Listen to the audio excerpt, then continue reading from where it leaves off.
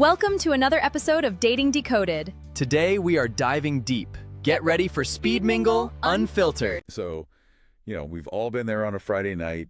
The couch cushions have just seemingly swallowed you whole. Oh, yeah. The Friday night slump. Exactly. Yeah. The TV is playing something that you aren't really watching at all, and your thumb is just mechanically sweeping across your phone screen. Just left, right, left. Right. It's totally reflexive at this point. It is. And honestly, it almost doesn't matter what app happens to be open. It could be a dating app where you're trying to find someone who, I don't know, actually wants a real conversation instead of just being a pen pal for 3 weeks. Yeah. Which is exhausting in its own right. Totally. Or maybe it's a professional networking site and you're just doom scrolling through these endless, highly manufactured posts of people bragging about corporate synergy or whatever. The humble brags. The humble brags. And you're just hoping to find just one authentic mentor in your industry. Or, maybe you've recently relocated, right? And you're tapping through local community boards, desperately searching for a group that just wants to grab a beer and debate the nuances of some obscure television show. Right. You're just looking for your people. Exactly. But the physical action is the exact same, regardless of the intent. You're putting in the digital hours.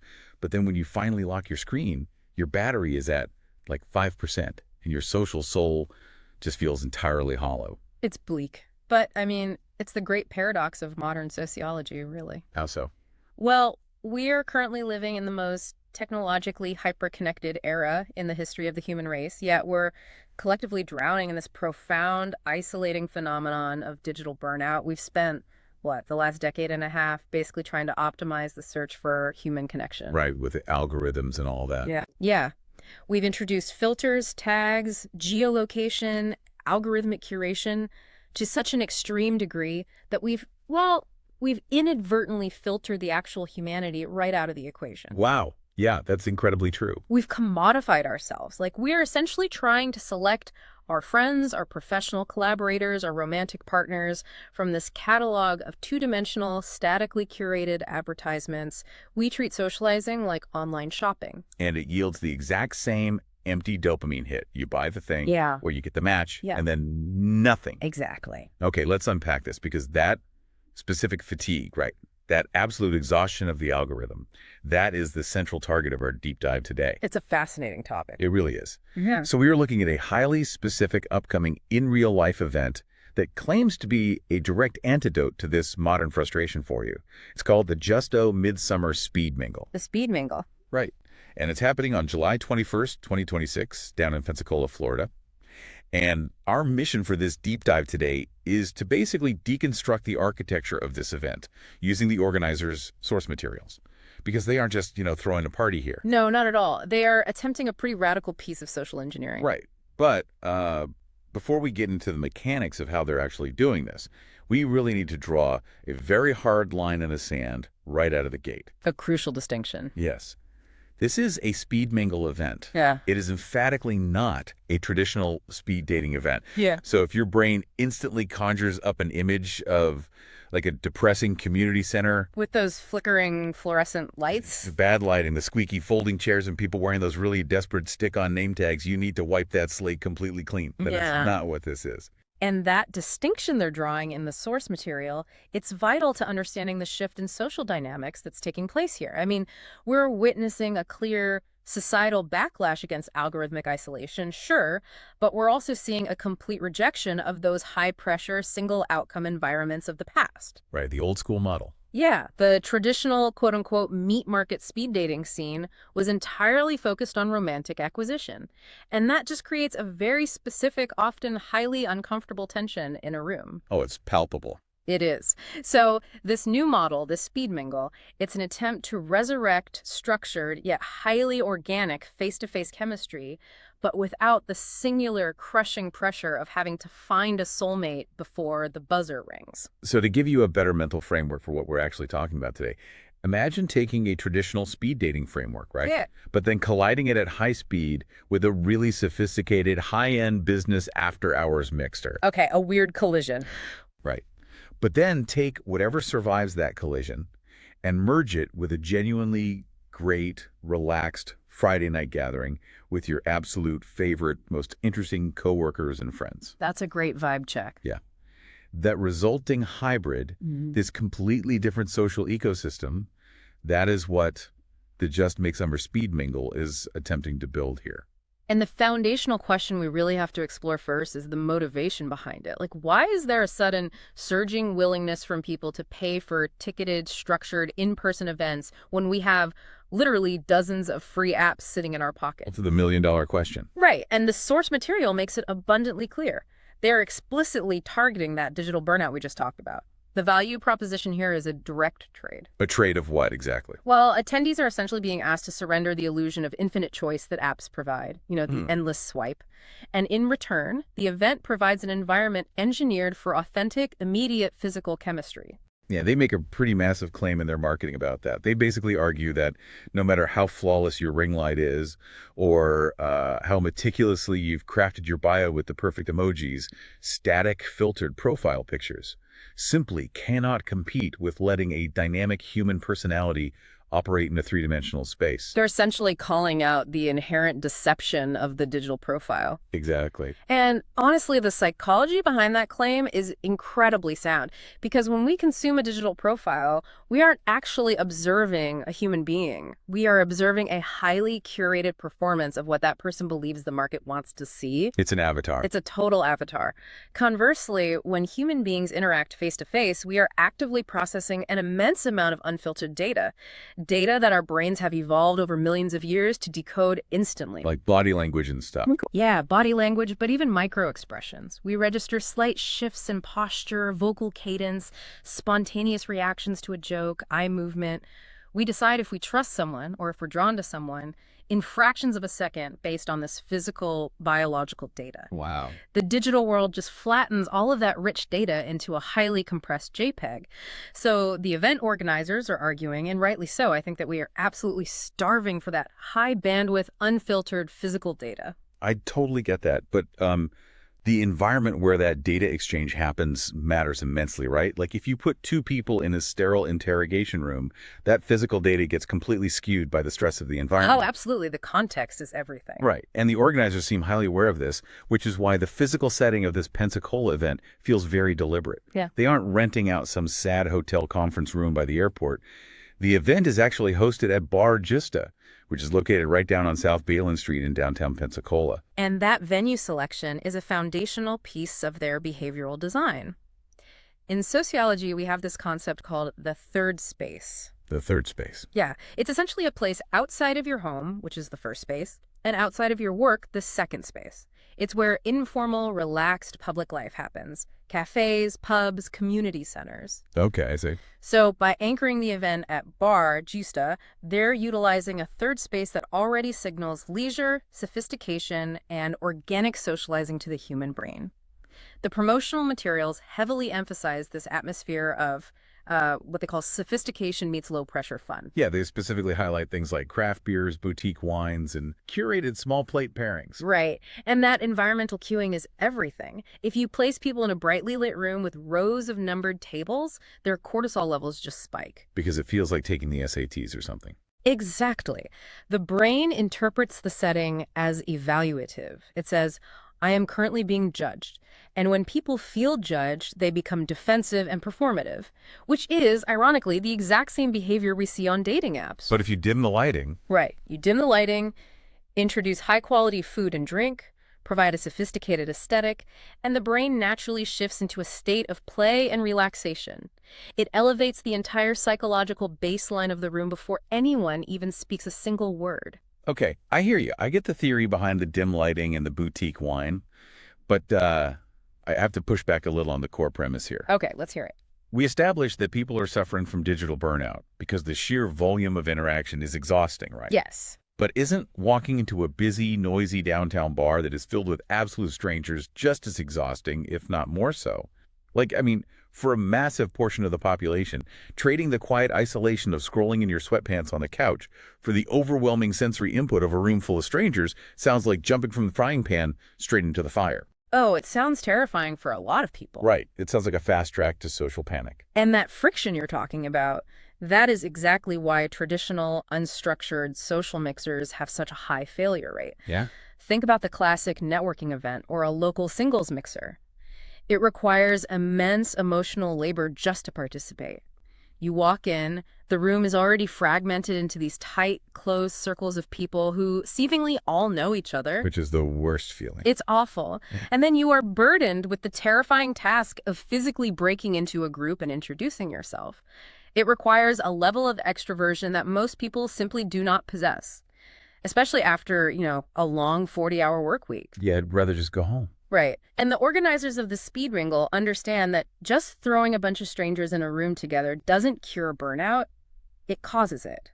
So the solution they've engineered is intense underlying structure.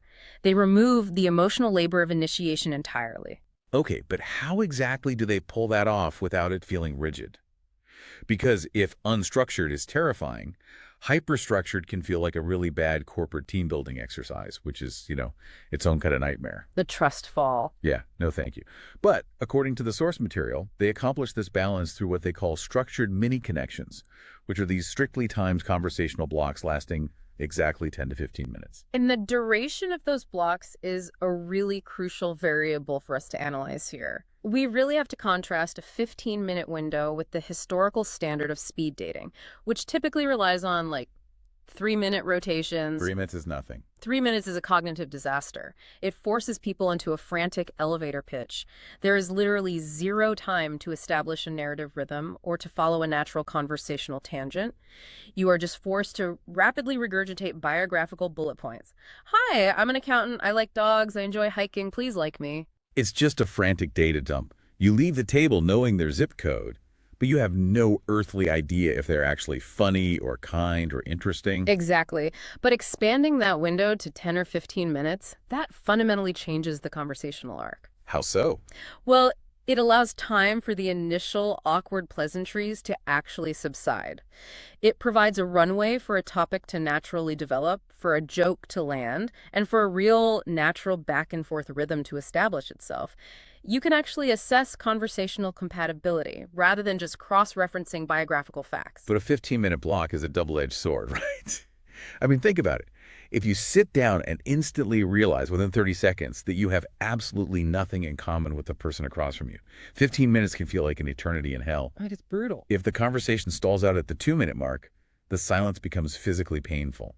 But it seems the organizers clearly anticipated this dread, which is why they introduce a mechanism to bridge that gap. They use a proprietary icebreaker called 52+2, the card game. What's fascinating here is how implementing a physical card game as a conversational anchor is just a masterful stroke of social lubrication. It acts as a complete anxiety sink. And the explicit goal of these cards, according to the deep dive materials, is to completely eradicate the single worst default question in modern society, which is, of course, so what do you do for work?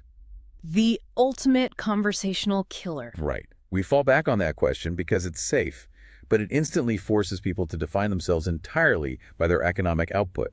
It turns a potential friendship or romance into a dry LinkedIn exchange. Instead, the 52+2 cards provide these engineered prompts designed to trigger fun, meaningful, and hilarious talking points. They bypass the resume and go straight for the authentic personality. Yeah, and if we look at the game theory and psychology at play here, externalizing the conversation starter onto a literal deck of cards completely neutralizes the fear of rejection. Like, it takes the blame off of you. Exactly. Consider the immense pressure of approaching a stranger. You, as the individual, are solely responsible for generating a topic that is clever, engaging, and not overly intrusive.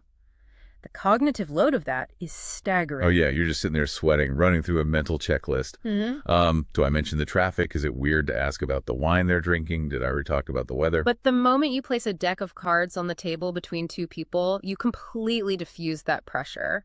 The object itself becomes the focal point. The card acts as a scapegoat. Right. If a question is bizarre or highly philosophical, you don't look weird for asking it. You can both just laugh at the absurdity of the card. You bond over a shared task of answering it. That's brilliant. Conversely, if a card asks a deeply thought-provoking question that triggers a brilliant 15-minute debate about a core passion, well, the game facilitated that depth.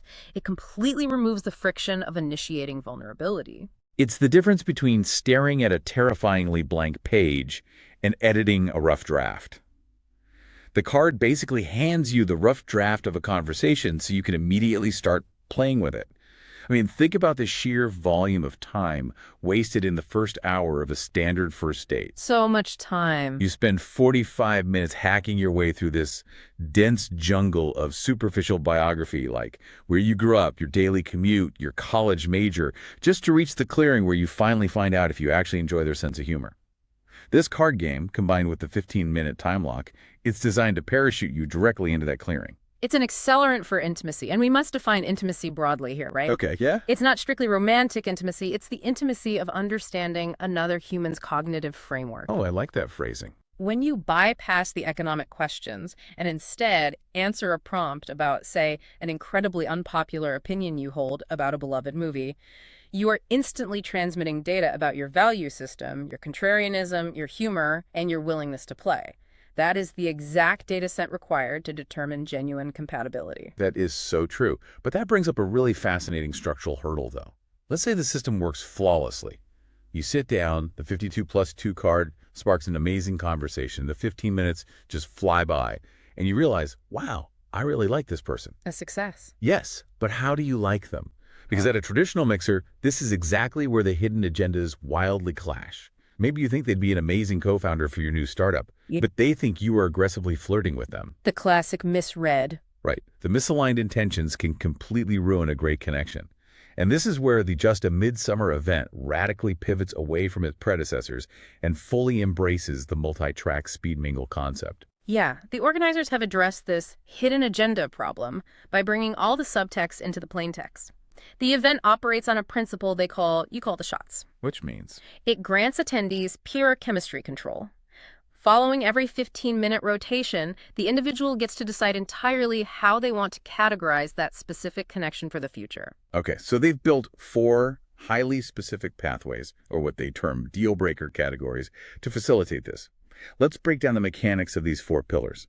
The first one is networking, which they subtitle professional assent. And this pathway acknowledges a reality of adult life.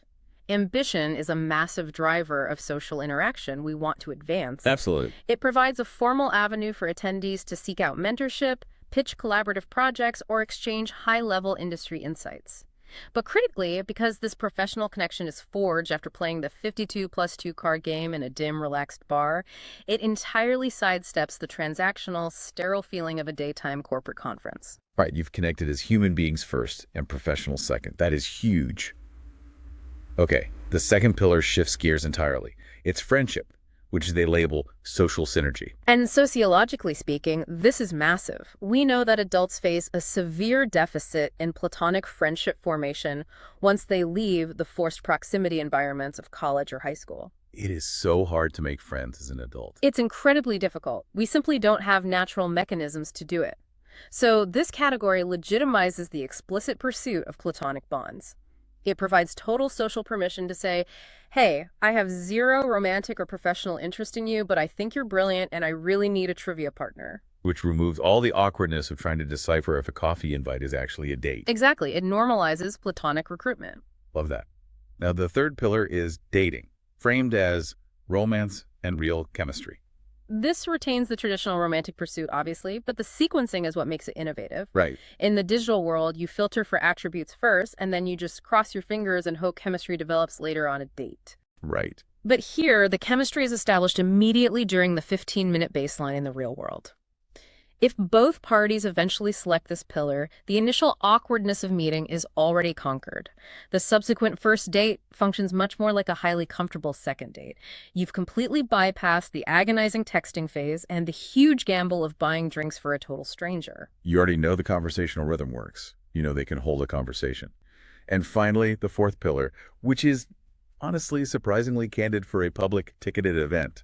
Casual fun, subtitled Spontaneous Adult Play. The inclusion of this pillar is a real testament to the event's modern sensibilities. It strips away the moralizing that is so often found in organized dating structures, and it directly caters to those seeking low-commitment, high-energy interactions. So like a summer sling. Yeah. It could mean a brief summer romance, or simply an evening of light-hearted flirtation without the heavy expectation of a follow-up.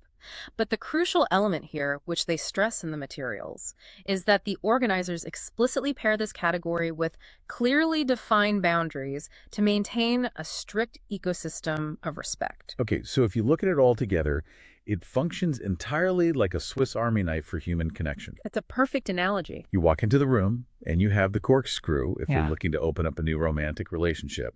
You have the screwdriver to tighten up your professional network. You have the scissors to cut out the noise and just find a gym buddy.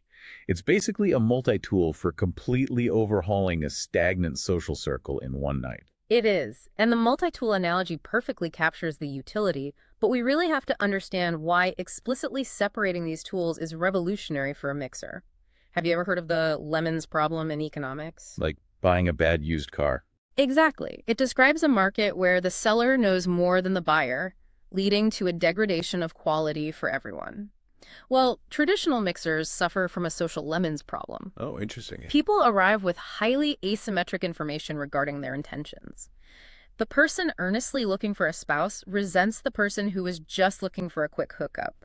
The person looking for a serious business investor is deeply annoyed by the person who just wants a casual drinking buddy. Because everyone is essentially speaking different language. But by explicitly defining these four pillars, the event neutralizes that asymmetric information. You only connect with people seeking the same outcome. But hold on, wait. Setting up 4 entirely different social tracks under one roof sounds incredibly chaotic in practice. Right. Like, if I am paying for a ticket and my singular goal for the evening is to find a senior executive to mentor me in my career, meaning I am exclusively operating in the networking pillar, how do the organizers prevent me from spending my entire 2 hours being rotated into conversations with people who are exclusively looking for a casual summer romance? That's a huge logistical risk. Right.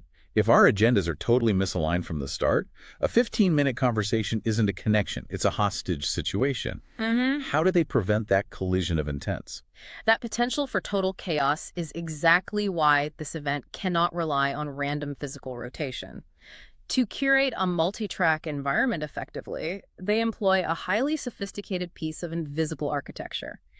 Because, despite marketing this as the ultimate in-real-life cure for digital algorithms, the entire evening is actually dictated by a massive proprietary matching algorithm running behind the scenes. Here's where it gets really interesting. This is the invisible hand guiding the room. Precisely. Long before an attendee steps foot inside bar, JustA, or even touches a playing card, they are interacting with the event's SmartSync web app. Okay. The registration process requires the attendee to declare their intent up front by selecting their primary deal-breaker categories. But, as you pointed out, intent isn't enough to sustain a 15-minute conversation. The system requires granular data. What kind of data? Attendees must map out their personal landscape by selecting from a really broad yet distinct matrix of interests. Yeah, and looking at the source material, they aren't just asking a basic, do you like movies? question. The interest matrix covers huge, broad lifestyle indicators. It ranges from outdoor adventure and sports to arts, culture, and creative outlets. It gauges your interest in food and drink, health and lifestyle, intellectual stimulation, and gaming. They are basically building a comprehensive lifestyle profile of every person. So the attendee feeds the SmartSync algorithm 2 vital data sets. What do I want out of this connection, and how do I spend my free time? Right. The algorithm then acts as this hyper-intelligent social sommelier. It cross-references these variables against the entire pool of registered attendees, calculating compatibility percentages in real time. It doesn't just look for exact one-to-one matches, it looks for overlapping nodes of interest that align with compatible connection pillars. So by the time the doors actually open on July 21st, the algorithm has already mathematically optimized the physical rotation schedule for every single person in the room. That is wild. The instructions for the attendees are literally just to sit back. The software dictates all the physical movement throughout the night. The profound irony of this system cannot be overstated. I mean, we are looking at an event whose entire marketing premise is escape the algorithm, yet it relies entirely on a massive algorithm to even function. It's totally paradoxical. It is, but there is a distinct difference in application here. The algorithms of social media are designed for infinite retention. They want to keep you glued to the screen forever. The SmartSync algorithm is designed for real-world deployment. It handles the brutal, exhausting calculus of compatibility pre-event so that the physical space is entirely cleared for organic, high-probability chemistry. I see. It's essentially the ultimate respect for the attendees' time. Because in modern life, let's be honest, free time is our absolute most scarce resource. Without a doubt. If someone is sacrificing a beautiful summer Friday evening to attend this, the fear of a wasted night is incredibly high. This algorithmic curation mitigates that risk entirely. If you are a hardcore introvert looking for someone to debate literature with, the math ensures you won't be tracked for 15 minutes with a high-energy partier looking for a casual hookup.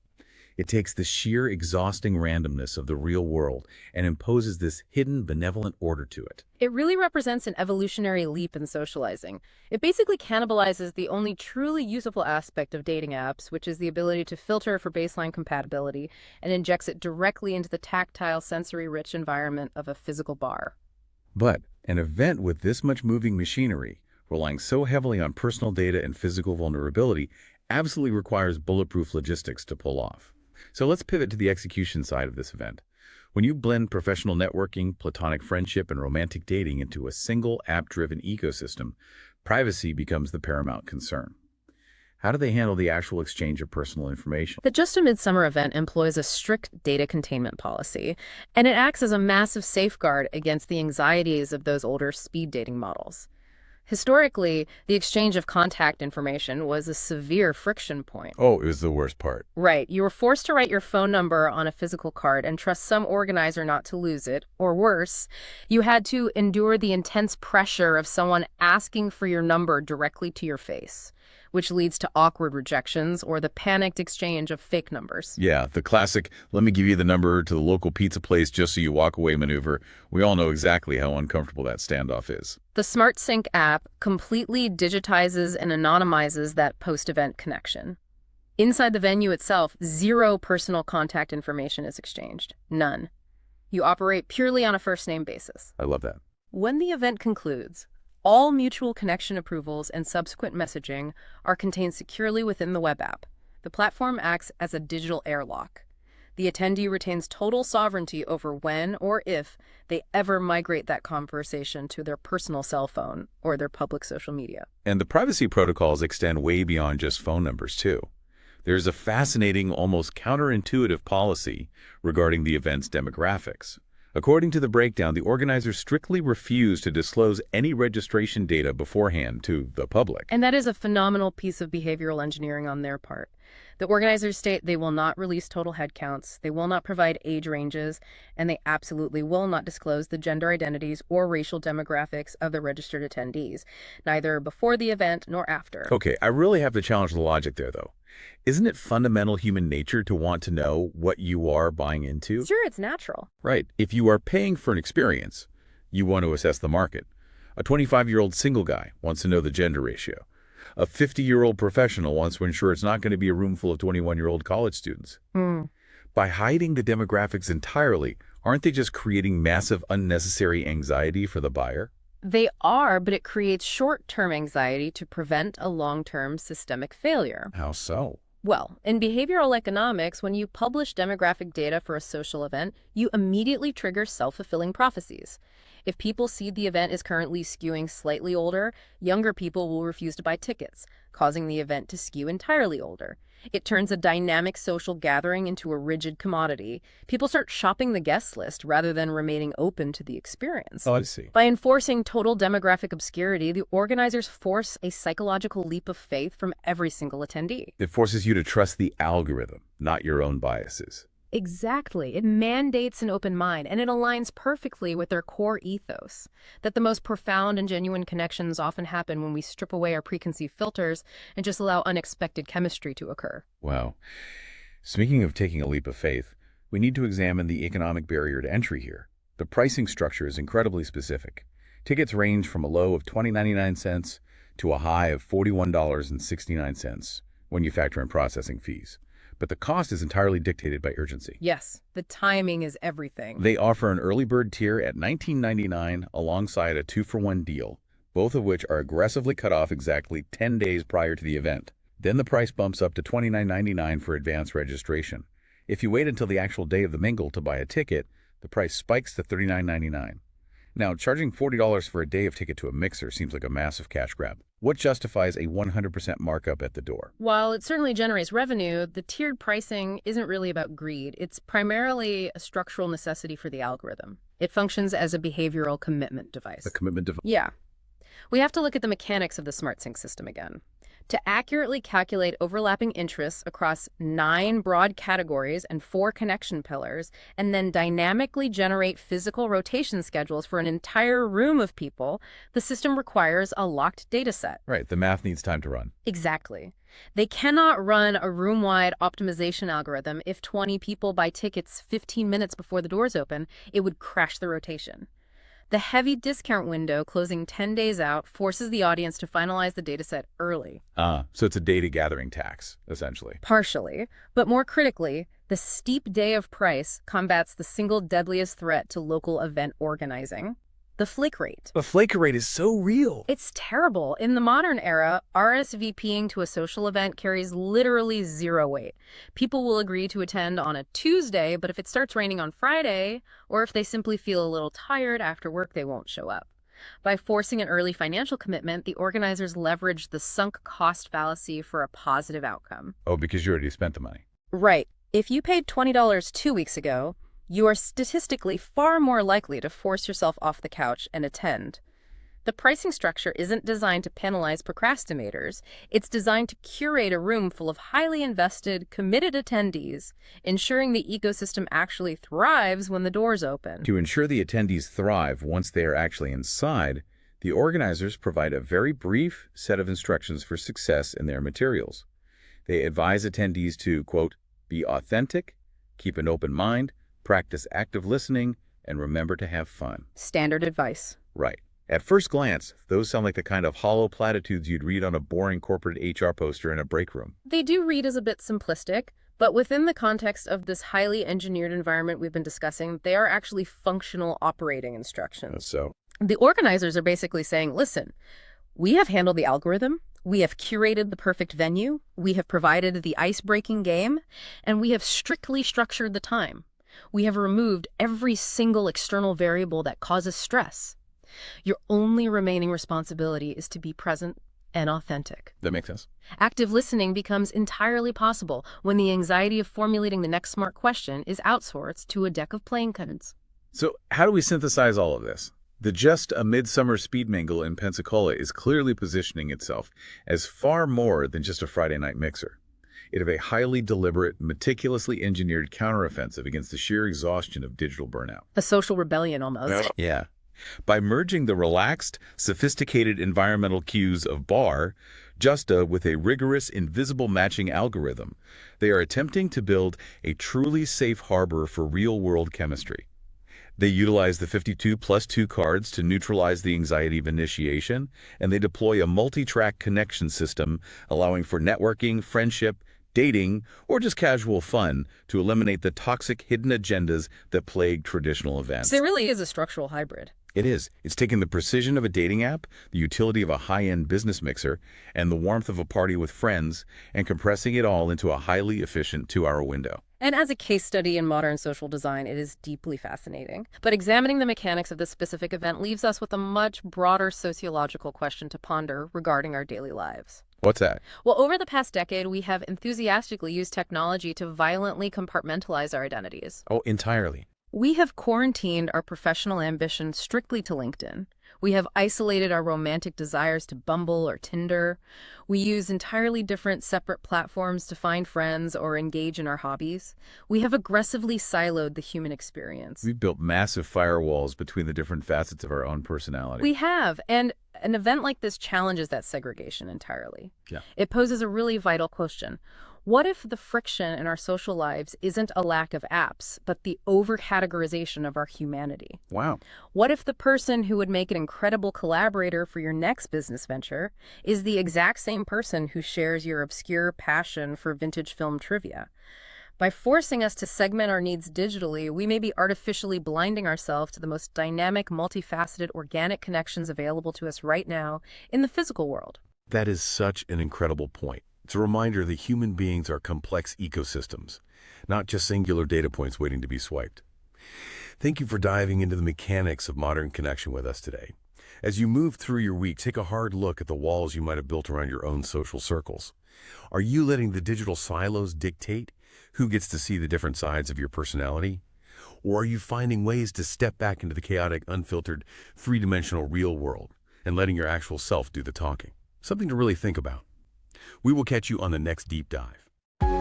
Thank you for listening. And watching on the new Speed Mingle TV network.